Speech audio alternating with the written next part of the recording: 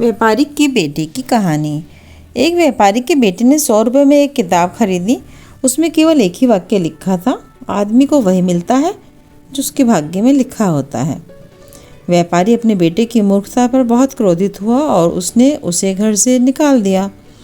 लड़का दूसरे नगर चला गया। वहाँ उसने एक नया नाम प्राप्त रखकर नया जीवन आरंभ कर दिया। नगर की राजकुमारी चंद्रावती एक सुंदर योद्धा से प्रेम करती थी। उसने अपनी दासी से योद्धा से मुलाकात का प्रबंध कराने को कहा।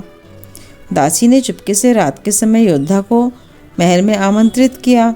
उसने योद्धा से कहा कि वह दीवार से रस्सी की सहायता से महल की दीवार पर चढ़ जाए। योद्धा की दिलचस्पी राजकुमारी से मिलने में थी नहीं, इसलिए उसने इनकार कर दिया। इस बीच प्राप्त ने दीवार पर लटकी हुई रस्सी देख ली और उसे पकड़कर दीवार पर चढ़ गया। इस तरह वह सीधे राजकुमारी के शयन कक्ष में पहुंच गया। राजकुमारी ने उसे ही योद्धा समझ लिया और बोली, हे सुंदर सिपाही, मैं तुमसे प्रेम करने लगी हूँ। इस पर प्राप्त ने जवाब दिया, आदमी को वही मिलता है जो उसके भाग्य में लिखा होता है।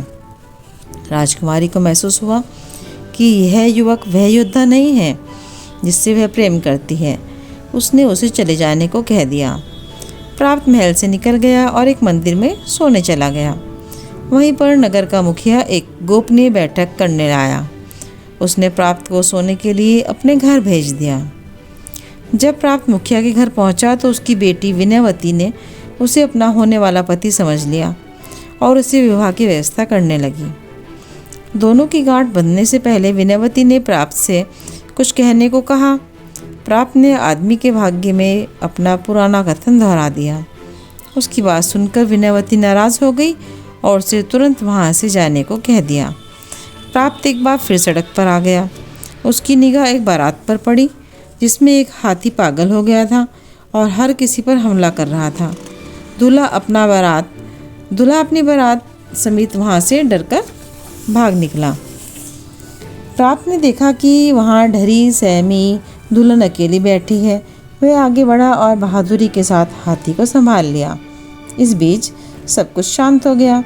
दुल्हन का पिता भी बारात के साथ वहाँ लौटकर आ गया। उसकी बेटी ने उससे कहा, इस वीर पुरुष ने मुझे पागल हाथी से बचाया है और अब मैं और किसी से नहीं बल्कि इसी से विवाह करूँगी। शोरगुल सुनकर राजकुमारी और राजा भी विवाह स्थल पर पहुँच गए। मुखिया की बेटी भी वहाँ पहुँच गई और देखने लगी कि वहाँ क्या हो रहा है।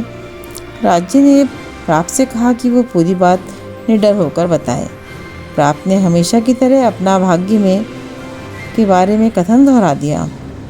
प्राप्त का वाक्य सुनकर राजकुमारी का माथा ठनका। मुखिया की बेटी को भी प्राप्त से हुई मुलाकात याद आ गई।